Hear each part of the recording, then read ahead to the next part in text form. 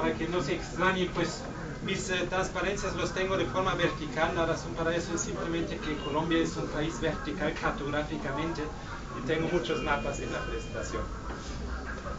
Bueno, entonces, primero algunas palabras sobre, digamos, el marco básico de lo que es el transporte en Colombia. Como sabemos, Colombia tiene cierta topografía que no les tengo que explicar en detalle, que obviamente tiene una incidencia sobre el transporte en el país.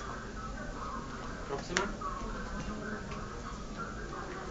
Y el impacto de esa topografía es que los corredores de transporte se ven así, topográficamente. Ese es lo que vemos aquí arriba, es el camino de Bogotá a Buenaventura. Y lo que vemos aquí abajo es el camino de Ipiales a Barranquilla. Es la topografía que tienen que ir los camiones, los carros, los vehículos cuando quieren pasar por el país.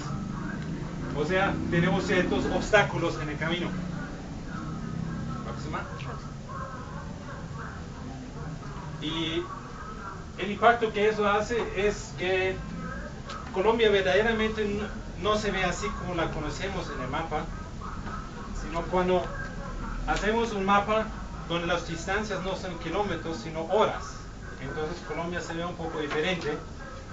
Aquí entonces vemos que los centros de la costa se acercan más hacia el centro y los de la costa pacífica se alejan más, simplemente por la topografía del país y por lo tanto que las horas que uno necesita para recorrer cierto camino sean más largas.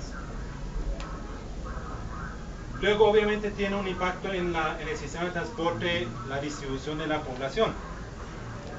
Y como sabemos, pues tenemos ciertas densidades de la población a lo largo aquí del Valle de Cauca, aquí en la parte alta de la Cordillera Oriental y también aquí en esa parte de la costa caribeña. Próxima. Además tenemos cierta funcionalidad en el sistema urbano. Lo que vemos aquí, todos esos puntos son los principales centros urbanos del país. Pero esos puntos no son, esos centros urbanos no tienen solamente diferencias en la población que tienen, sino también en su centralidad, en su funcionalidad. O sea, tenemos unos centros de nivel más alto, de impacto nacional, que son obviamente Bogotá, Medellín, Cali, Barranquilla. Y tenemos lugares centrales de niveles un poco más bajos, que quiere decir que son centros que tienen menos infraestructura, menos centralidad. Tenemos pues como centros, digamos, altos, sobre todo las capitales departamentales, como por ejemplo Neiva o Popayán, y también unos por debajo, también capitales departamentales como por ejemplo Florencia o Quito, que no ofrecen lo que ofrece Neiva o que ofrece Popayán. O sea, hay cierto nivel de centralidad que tiene un impacto también en la generación de transporte. Próxima.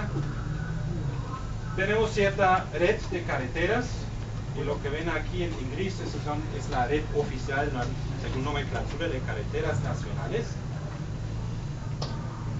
La próxima. Y vemos algo muy interesante, y es que esa red, la que vemos en práctica en Colombia, no es exactamente la que debemos esperar desde el punto de vista teórico. Ese mapa les muestra, digamos, una red, digamos, teórica del país. Si solamente miramos pues la distribución de centros en el espacio y decimos, bueno, los centros de funciones más altos deben estar conectados por un principal eje de desarrollo y pues centros ya medianos de pronto por un eje que no sea tan importante. Entonces, siempre hay razones por las cuales algunos ejes no se materializan en forma de carreteras, que es muy obvio si miramos en eso, que simplemente desde el punto de vista ecológico o financiero no es viable, pero también vemos, por ejemplo, desde el punto de vista teórico debería haber una carretera aquí entre Barrancabermeja y Montería y no la hay.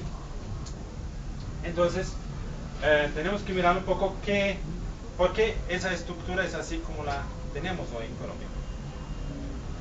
Y para eso tenemos que mirar un poco la historia del transporte. Vamos un poco más hacia el pasado, época colonial, año 1600. En esa época la mayoría de la población estaba aquí en esta parte. La gente quiere hacer algo y necesita ventilación.